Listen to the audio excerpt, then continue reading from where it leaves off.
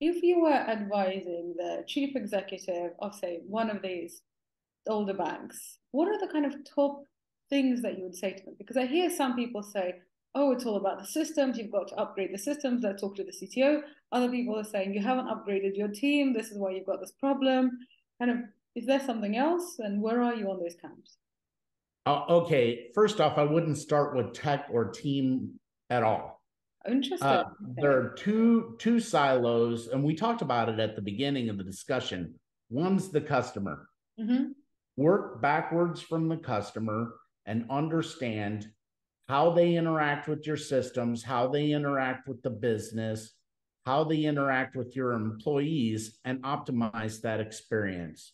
The goal is to make them happy, give them something simple, give them something easy, give them something frictionless, and make it reliable, right? So that create what does that do? That creates loyalty.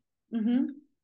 And so that's one facet that you have to start off before you look at the things you mentioned. The other things is internally.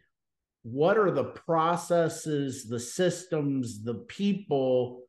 How are they oriented and organized to deliver customer value?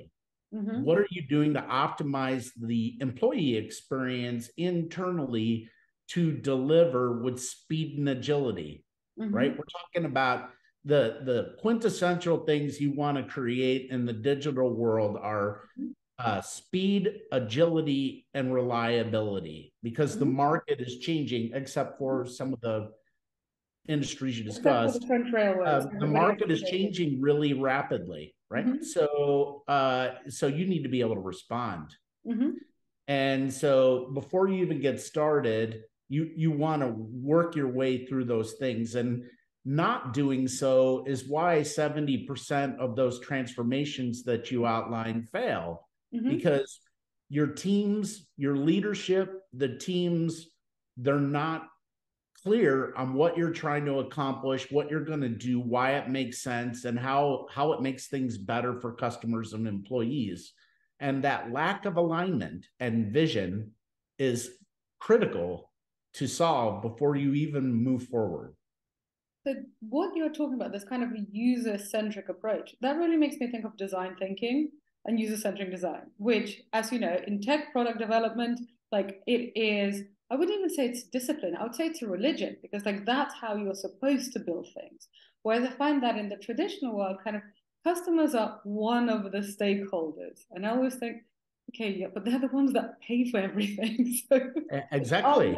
aren't they the most important one? I don't know. It is customers, and also I don't mean to beat the drum too hard, but employees are also a key stakeholder too, right? Because happy, productive, efficient employees do a great job, and when employees do a great job, customers feel it. And so you want to invest in making that employee experience rock solid as well. So interesting. So basically, your first point is don't look at the tech, don't necessarily look at upgrading the team knowledge, but actually just track the customer journey and see what those customers want, and probably also see how those customers are interacting with kind of digital products or interacting with things in general. Because, for example, if it's super easy to pay your gas bill, but it's really, really difficult to pay your electricity bill, that's not going to make it's not going to make sense. Equally, if your personal banking is seamless and your business banking is a nightmare, then it's not going to make sense to the customer. Am I getting that You've right? got it. You hit the nail on the head. Excellent. I get an A. Thank you.